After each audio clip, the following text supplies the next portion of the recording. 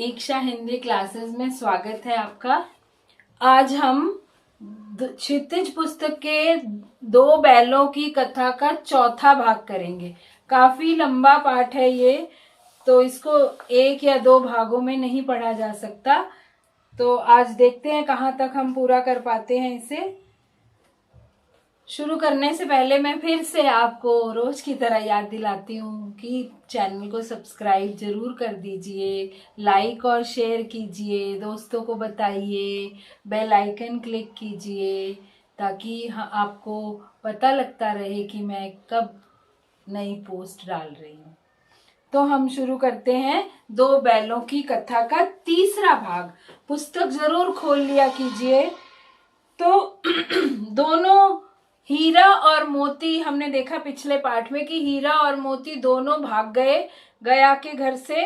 रस्सियां तोड़कर उस लड़की ने, छोटी बच्ची ने उनको आजाद कर दिया और वे दोनों भागे। भागते भागते रास्ता भूल गए और खेतों में जाकर मटर चरने लगे और खेल कूद करने लगे। इतने में उन्होंने क्या देखा, अरे यह क्या, कोई सांड डौंकता चला आ रहा है, डौंकता भागता हुआ आ रहा है। हाँ, सांड ही है। वह सामने आ पहुंचा। दोनों मित्र बगले झांक रहे थे। बगले झांकना मुहावरा है। जब समझ में कुछ नहीं आता कि क्या करें तो कहते हैं कि बगले झांक रहे हैं। तो दोनों बगले झांकने लगे, यानी उनको समझ में नहीं आया, इधर उधर देखने लगे कि अब हम क्या करें। सांड पूरा हाथी है, हाथी की तरह वो मोटा बड़ा तगड़ा था। उससे भिड़ना जान से हाथ धोना है। भिड़ना, उससे लड़ना, उसका मुकाबला करना। जान से हाथ धोना फिर मुहावरा है। जान से हाथ धोना यानी मर जाना। तो उन्होंने सोचा इससे लड़ेंगे तो ये तो मार ही डालेगा हमें। लेकिन न भिड़ने पर भी जान बचती नहीं नजर आती। लेकिन अगर ये नहीं लड़ते, चुपचाप भी खड़े रहते हैं, तो भी वो छोड़ेगा नहीं। लड़ेंगे तब भी वो मार देगा और नहीं लड़ेंगे तब भी वो मार देगा। इन्हीं की तरफ आ भी रहा है। कितनी भयंकर सूरत है। इन दोनों की तरफ आ रहा था और देखने में भी बड़ा भयंकर था वो सांड। मोती ने मूक भाषा में कहा, बुरे फंसे, जान बचेगी, कोई उपाय सोचो। मोती ने हीरा को अपनी चुप करके, जो उनकी संकेतों की भाषा थी, उसमें कहा कि लगता नहीं है हमारी जान बचेगी, कोई उपाय सोचो, कोई तरीका सोचो ताकि हम बच जाएं। हीरा ने चिंतित स्वर में कहा, अपने घमंड में भूला हुआ है ये सांड। आरजू विनती न सुनेगा। अगर हम इसको आरजू करेंगे, इसको रिक्वेस्ट करेंगे, इसको हम विनती करेंगे, इसे प्रार्थना करेंगे तो भी नहीं सुनेगा। आरजू यानी प्रार्थना करना, विनती करना, रिक्वेस्ट करना। भाग क्यों न चले, इससे अच्छा तो भाग ही जाते हैं यहां से। भागना कायरता है, मोती ने जवाब दिया। क्योंकि मोती बहुत हिम्मती है, बहुत ज्यादा विद्रोह करना जानता है। तो वो कहता है भागेंगे नहीं, भागना तो कायरता है। कायरता यानी जो किसी मुसीबत को देखकर मुंह छुपाकर भाग जाए, वो कायर कहलाता है। तो फिर यहीं मरो, बंदा तो 9-2-11 होता है। तो हीरा ने कहा तुम यहीं मरो उसके हाथों, सांड के हाथों, मैं तो जा रहा हूं। बंदा मतलब मैं तो जा रहा हूं। और जो दौड़ाए, तो फिर मोती ने पूछा अगर वो दौड़ाएगा तो हमारे पीछे पीछे भागेगा तो हमें दौड़ना पड़ेगा, तब तो फिर कोई उपाय सोचो जल्द। तो फिर हीरा ने कहा कि फिर उपाय सोचो। उपाय यही है कि उस पर दोनों जने एक साथ चोट करें। मैं आगे से रगेदता हूं, तुम पीछे से रगेदो। रगेदना मतलब धकेलना, धक्का मारना।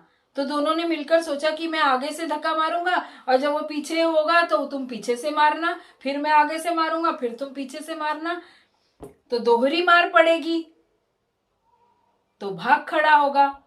मेरी ओर झपटे, तुम बगल से उसके पेट में सींग घुसेड़ देना। हम तो दो हैं, वो अकेला है। अगर वो मेरी ओर झपटेगा तो तुम उसके पेट में सींग घुसेड़ देना, चुभो देना। और जान जोखिम है पर दूसरा उपाय नहीं। मुश्किल तो ये भी काम है कि वो बहुत बड़ा तगड़ा हाथी जैसा सांड है।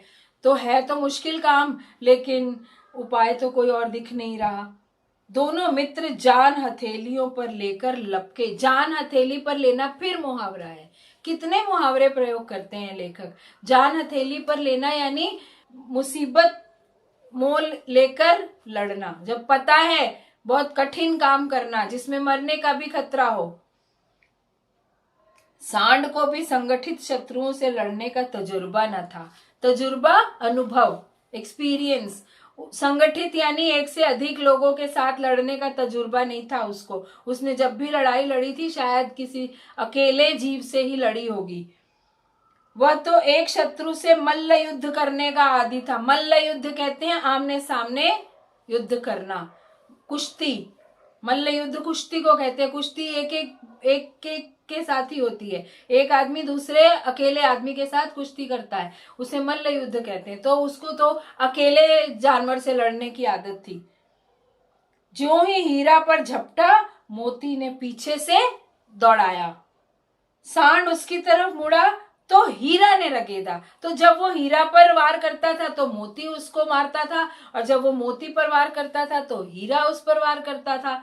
अब फायदा हो गया इनको दो जने होने का। सांड चाहता था कि एक एक करके दोनों को गिरा ले, पर ये दोनों भी उस्ताद थे, उसे वह अवसर न देते थे। अवसर, मौका। एक बार सांड झल्लाकर गुस्से में आकर, बहुत परेशान होकर हीरा का अंत कर देने के लिए चला कि मोती ने बगल से आकर पेट में सींग भोंक दिया, घुसा दिया। सांड क्रोध में आकर पीछे फिरा तो हीरा ने दूसरे पहलू में सींग चुभा दिया। पहलू पेट की दूसरी साइड में, दोनों पेट के दोनों ओर सींग घुसा दिए। आखिर बेचारा जख्मी होकर भागा और दोनों मित्रों ने दूर तक उसका पीछा किया, यहां तक कि सांड बेदम होकर गिर पड़ा। बेदम होकर उसकी सांस फूल गई, बिल्कुल उसकी हालत खराब हो गई, दम फूलने लगा उसका। तो दोनों ने उसे छोड़ दिया। दोनों मित्र विजय के नशे में झूमते चले जाते थे। बहुत खुश हो गए दोनों कि हमने इतने बड़े सांड को हरा दिया। मोती ने अपनी सांकेतिक भाषा में, इशारों की भाषा में कहा, मेरा जी तो चाहता था कि बच्चा को मार ही डालूं। दोनों हीरा ने तिरस्कार किया, नहीं, मारना नहीं था, मारना नहीं है किसी को। गिरे हुए बैरी पर सींग नहीं चलाना चाहिए, वो तो गिर ही गया था। गिरे हुए शत्रु पर हमें सींग नहीं चलाना चाहिए। ये देखिए बार बार लेखक हमें संदेश दे रहे हैं कि हमें क्या करना चाहिए और क्या नहीं करना चाहिए, और वो भी जानवरों के मुख से कहलाकर, कि जो गिर जाता है, जो घायल हो जाता है, उस पर कभी भी हथियार नहीं चलाना चाहिए। जब तक वो सामना करने के लिए खड़ा है बराबर, तब तक लड़ना चाहिए। जैसे ही शत्रु गिर जाए, चोट खाकर जख्मी हो जाए, तब उस पर वार नहीं करना चाहिए। ये सब ढोंग है, बैरी को ऐसे मारना चाहिए कि फिर ना उठे। तो लेकिन मोती कहता है नहीं, ये सब बातें ढोंग है, दिखावा है, ये सब कहने की बातें हैं, ढोंग, दिखावा। शत्रु को, बैरी शत्रु को तो ऐसा मारना चाहिए कि वो फिर ना उठे, मतलब मरी जाए वो। अब घर कैसे पहुंचेंगे वह सोचो, हीरा ने कहा। पहले कुछ खा लें तो सोचें। सामने मटर का खेत था ही, वहीं पे थे वो लोग। मोती उसमें घुस गया। हीरा मना करता रहा पर उसने एक न सुनी। अभी 2-4 ही ग्रास खाए थे, ग्रास, कॉर्न, बाइट्स थोड़े से, कि 2 आदमी लाठियां लिए दौड़ पड़े और दोनों मित्रों को घेर लिया कि हमारी मटर खा रहे हो तुम खेतों में। हीरा तो मेड़ पर था, किनारे पर, खेत के किनारे को कहते हैं मेड़, वो तो निकल गया। मोती सींचे हुए खेत में था। सींचा हुआ खेत मतलब पानी दिया हुआ खेत, तो उसमें मिट्टी गीली होती है, उसमें पैर फंस जाते हैं। वो किनारे पर था हीरा, वो तो भाग गया और मोती कीचड़ में फंस गया। उसके खुर कीचड़ में धंसने लगे। खुर कहते हैं जानवरों के पैरों को, जानवरों के जो पैर होते हैं नीचे, पैरों का निचला हिस्सा, उसको खुर कहते हैं। तो वो मिट्टी में घुसने लगा, वो न भाग सका, पकड़ लिया। हीरा ने देखा संगी संकट में है। संगी, साथी, संकट मुसीबत तो लौट पड़ा। फंसेंगे तो दोनों फंसेंगे, रखवालों ने उसे भी पकड़ लिया। हीरा वापस आ गया, वो तो भाग गया था, लेकिन जब उसने देखा उसका साथी मुसीबत में है तो वापस आ गया और सोचा कि फंसेंगे तो दोनों, मैं इसको अकेला नहीं छोड़ूंगा। ये होती है असली मित्रता। और इन मनुष्य हो तो क्या क्या करे, मित्र फंस गया, खुद तो भागो, अब पे निपटेगा, मैं तो जाऊं, मेरी तो जान बचे। तो यहाँ हर बार हर वाक्य में लेखक हमें अच्छे संदेश दे रहे हैं। प्रातः काल दोनों मित्र कांजी हाउस में बंद कर दिए गए। अब वो जो जिसका खेत था उसने क्या किया, दोनों को कांजी हाउस कहते हैं, जहां पर आवारा पशु होते हैं, आवारा जानवर जो इधर उधर घूमते हैं, किसी के खेतों में घुस जाते हैं, जिनका कोई वारिस नहीं होता, जिनका कोई मालिक नहीं होता, उनको एक वो सरकारी जगह होती है, बड़ा सा कमरा होता है, उसमें बंद कर दिया। और उसमें बहुत सारे जानवर होते हैं, जहां जहां से पकड़े जाते हैं, आवारा पशु घूमते हुए, उनको ला ला कर बंद कर दिया जाता है। ऐसे स्थान को कांजी हाउस कहते हैं। दोनों मित्रों को जीवन में पहली बार ऐसा साबिका पड़ा कि सारा दिन बीत गया और खाने को एक तिनका भी नहीं मिला। तिनका छोटा सा जो घास का तिनका होता है वो भी नहीं मिला। समझ ही में ना आता था ये कैसा स्वामी है, ये कैसा मालिक है। इससे तो गया फिर भी अच्छा था, गया झूरी का साला। यहाँ कई भैंसे थी, गया क्यों अच्छा था, कम से कम सूखा भूसा तो दे रहा था खाने को। ये तो यहाँ तो खाने को कुछ भी नहीं मिल रहा है। तो यहाँ भैंसे थी, बकरियां, कई घोड़े, कई गधे, पर किसी के सामने चारा न था, किसी के सामने खाने के लिए चारा नहीं दिया गया था। सब जमीन पर मुर्दों की तरह पड़े थे, मुर्दे बिल्कुल मरे हुए के समान, जैसे किसी में जान ही नहीं थी। कईयों को कितने दिनों तक खाना ही नहीं मिला था। कई तो इतने कमजोर हो गए थे कि खड़े भी ना हो सकते थे। सारा दिन दोनों मित्र फाटक की ओर टकटकी लगाए ताकते रहे। फाटक दरवाजे की ओर, कि खुलेगा दरवाजा, शायद हमें छोड़ दिया जाएगा, शायद कुछ खाने को मिलेगा। टकटकी लगाए, एक टक बिना पलक झपके देखने को कहते हैं टकटकी लगाए। ताकते रहना, देखते रहना, पर कोई चारा लेकर आता दिखाई न दिया, कोई भी खाना इनके लिए लेकर आता हुआ दिखाई नहीं दिया। तब दोनों ने दीवार की नमकीन मिट्टी चाटनी शुरू की। भूख तो लगती है, जानवर हो या इंसान, जब कुछ नहीं मिला तो दीवार की मिट्टी चाटने लग गए, जो नमकीन थी, नमक का टेस्ट आ रहा था उनको। मोती बोला, पर इससे क्या तृप्ति होती, इससे क्या भूख मिटती, इससे क्या संतुष्टि होती। तृप्ति, संतुष्ट होना, भूख मिटना। रात को भी जब कुछ भोजन न मिला तो हीरा के दिल में विद्रोह की ज्वाला दहक उठी। वही हीरा जो इतना शांत था, जो अपने साथी को भी शांत रहने की शिक्षा देता था, उसके मन में भी विद्रोह, क्रांति, वहां से भागने की सोचने लगा वो। और बोला, मोती से बोला, अब तो नहीं रहा जाता मोती, मैं बहुत सह लिया हमने, सुबह से हम भूखे पड़े हैं, रात को भी खाना नहीं मिला है, अब नहीं सहा जाता।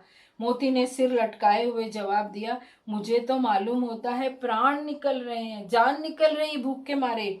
इतनी जल्द हिम्मत ना हारो भाई, यहाँ से भागने का कोई उपाय निकालना चाहिए, ये हीरा ने कहा। तो मोती ने कहा, आओ दीवार तोड़ डालें, मुझसे तो अब कुछ नहीं होगा। बस इसी बूते पर अकड़ते थे। उसने कहा, इतने अभी तक तो इतने अकड़ रहे थे, अब कह रहे, मोती को कहा हीरा ने कि इसी बात पर अकड़ते थे, अब तुमसे कुछ नहीं होगा। सारी अकड़ निकल गई। बाड़े की दीवार कच्ची थी। बाड़ा कहते हैं चारों ओर से घिरा हुआ स्थान, जिससे उस कमरे को या जो भी जगह थी उसको चारों ओर से घेरा हुआ था। उस घेराव को कहते हैं बाड़ा। उसकी दीवार कच्ची थी, दीवार बनाई गई थी, ऐसे ही मिट्टी की दीवार बना दी गई थी कच्ची सी। हीरा मजबूत तो था ही, अपने नुकीले सींग दीवार में गड़ा दिए, दीवार में सींगों से मारने लगा और जोर मारा तो मिट्टी का एक चिप्पड़ निकल आया, एक टुकड़ा, मिट्टी का टुकड़ा उसमें से निकल आया। फिर तो उसका साहस बढ़ा, हिम्मत बढ़ी कि अगर इतना सा टूट गया तो हम पूरी दीवार तोड़ देंगे। उसने दौड़ दौड़ कर दीवार पर चोटें की और हर चोट में थोड़ी थोड़ी मिट्टी गिराने लगा। उसी समय कांजी हौस का चौकीदार लालटेन लेकर जानवरों की हाजिरी लेने आ निकला। अब उसमें हाजिरी ली जाती थी, अटेंडेंस, उपस्थिति। जो चौकीदार था उसकी ड्यूटी थी कि रोज जानवरों को गिनना है, कोई भाग तो नहीं गया या कोई मर तो नहीं गया। तो लालटेन कहते हैं लैंप को, एक हाथ में पकड़ने वाली लाइट होती है। पहले जमाने में जब लाइट नहीं होती थी तो लालटेन, देखना आप गूगल करके लालटेन क्या है, कईयों ने देखी नहीं होगी तो लालटेन की फिल्म पिक्चर देखिएगा। तो हीरा का उज्जडपन देखकर उसने देखा, हीरा उज्जडपन, जंगलीपना। जो हीरा सींग मार मार के दीवार तोड़ रहा था, शरारत, उसका उज्जडपन, उसकी शरारत देखकर उसने कई डंडे रसीद कर दिए, उसको रसीद कर दिए, मार दिए, लगा दिए डंडे उसको, और मोटी सी रस्सी से बांध दिया। अब तो निकल भी नहीं सकता वो। मोती ने पड़े पड़े कहा, आखिर मार खाई, क्या मिला? मोती मना कर रहा था ना, अब हीरा इस बार विद्रोही हो रहा था, तो उसने कहा मार भी खाई, बंद भी गए, क्या मिला? अपने बूते भर जोर तो मार दिया। तो हीरा ने कहा कोई बात नहीं, अपने बूते भर, अपनी हिम्मत भर, जितनी मेरी हिम्मत थी उतना जोर तो लगा दिया ना, कम से कम मुझे पछतावा तो नहीं रहेगा ना कि मैंने कोशिश नहीं की। तो यहाँ भी लेखक संदेश दे रहे हैं कि हमेशा अपनी स्वतंत्रता के लिए कोशिश करनी चाहिए, कायरों की तरह नहीं रुकना चाहिए। ऐसा जोर मारना किस काम का कि और बंधन में पड़ गए। अब मोती ने कहा क्या फायदा हुआ जोर लगाने का, तो तुम बंध भी गए हो, बंधन में पड़ गए। जोर तो मारता ही जाऊंगा चाहे कितने ही बंधन पड़ते जाएं। तो ये हीरा ने जवाब दिया, कितना मर्जी बांध ले मुझे, मैं तो फिर भी दीवार तोड़ के ही रहूंगा। जान से हाथ धोना पड़ेगा, मोती ने कहा, जान से हाथ धोना, मरना पड़ेगा, मार देगा तुम्हें, कुछ परवाह नहीं, यूं भी तो मरना ही है। सोचो दीवार खुद जाती, अगर दीवार खुद जाती यानी टूट जाती पूरी, तो कितनी जानें बच जाती। इतने भाई यहाँ बंद हैं, भाई सबको कह रहा है वो, उसके जो भी घोड़े, बकरियां, भैंसें, सबको अपने अपना समझ रहा है, अपने भाई बहन समझ रहा है सबको। किसी की देह में जान नहीं है, देह शरीर, सब भूखे हैं। 2-4 दिन और यही हाल रहा तो सब मर जाएंगे, इसलिए कोशिश तो करनी पड़ेगी निकलने की।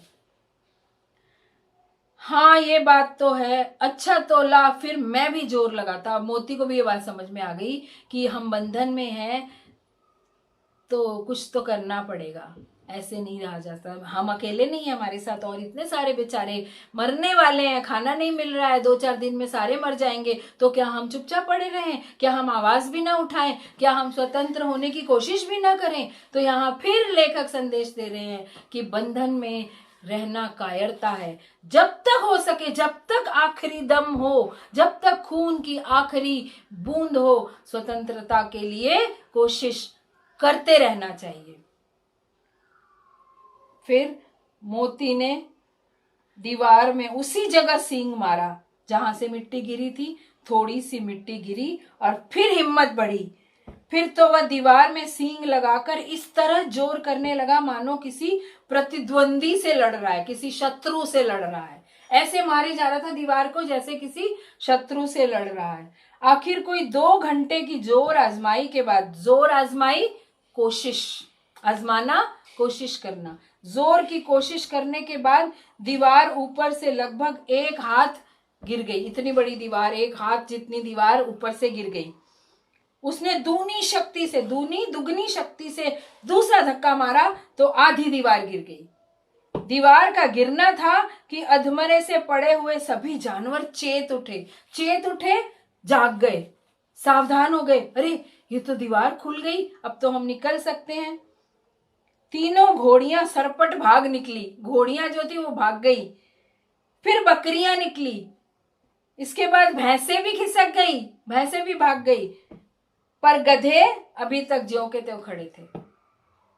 अब देखिए, पहले भी गधे की विशेषता बताई लेखक ने। आपने अगर पहला पार्ट देखा होगा तो हमने गधे पर चर्चा की थी कि गधा ऐसा प्राणी है जो अपने स्वामी का कहना मानता है, चुपचाप, कोई गलत काम नहीं करता, विद्रोह नहीं करता।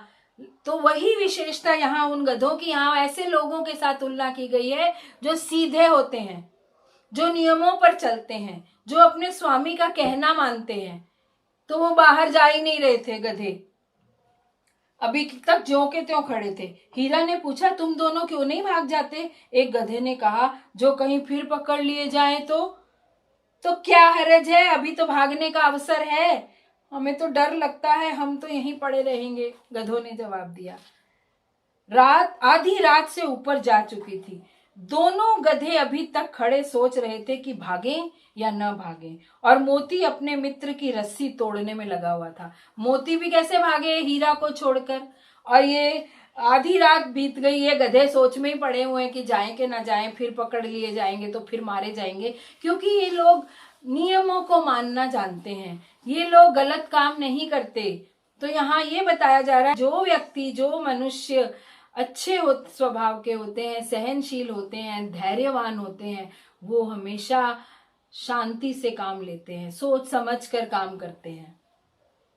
तो मोती हीरा की रस्सी तोड़ने में लगा हुआ था कि इसकी रस्सी टूटे तो हम दोनों बाहर निकले, मैं हीरा को छोड़ के तो अकेला जा भी नहीं सकता। जब वह हार गया तो हीरा ने कहा, तुम जाओ, मुझे यहीं पड़ा रहने दो, शायद कहीं भेंट हो जाए। तुम जाओ, तुम जिसको मौका मिलता है वो तो जाए, तुम मुझे मेरी परवाह मत करो, कभी मिलना होगा किस्मत में तो मिल जाएंगे। मोती ने आंखों में आंसू लाकर कहा, तुम मुझे इतना स्वार्थी समझते हो? हीरा, हम और तुम इतने दिनों एक साथ रहे हैं, आज तुम विपत्ति में पड़ गए तो मैं तुम्हें छोड़कर अलग हो जाऊं? तो देखिए कितना अच्छा संदेश है ये। जो सच्चे मित्र होते हैं वे कभी विपत्ति में अपना साथ नहीं छोड़ते, और जो छोड़ देते हैं वो सच्चे मित्र नहीं होते। हीरा ने कहा, बहुत मार पड़ेगी, लोग समझ जाएंगे तुम्हारी शरारत है। मोती को कहा कि तुम्हें मार तो पड़नी है अगर तुम भागोगे तो मोती गर्व से बोला, जिस अपराध के लिए, जिस दोष के लिए तुम्हारे गले में बंधन पड़ा, उसके लिए अगर मुझे मार पड़े तो क्या चिंता। तुमने दीवार तोड़ी, दीवार तोड़ने के बदले में तुम्हें बंधन मिला, और उसी अपराध के लिए मुझे अगर मार पड़ेगी तो कोई बात नहीं, हम दोनों एक ही हैं, मैं तुम्हें अपने से अलग नहीं समझता। इतना तो हो ही गया ना कि 9-10 प्राणियों की जान बच गई, वे सब तो आशीर्वाद देंगे। कम से कम हमने 9-10 प्राणियों की जान तो बचाई है, उनका आशीर्वाद तो हमें मिलेगा, कुछ तो किया हमने। हम नहीं स्वतंत्र हो पा रहे हैं तो दूसरे तो हो गए। ये कहते हुए मोती ने दोनों गधों को सींगों से मार मार कर बाड़े के बाहर निकाला, और वो गधे जा नहीं रहे थे, उनको मार मार के, धक्के मार मार के, सींगों से मार मार के उनको बाहर निकाला कि जाओ यहां से। और अपने बंधु के पास आकर सो रहा, आके सो गया। वो मोती भी जा सकता था पर वो नहीं गया, अपने दोस्त के पास, बंधु दोस्त के पास आकर सो गया।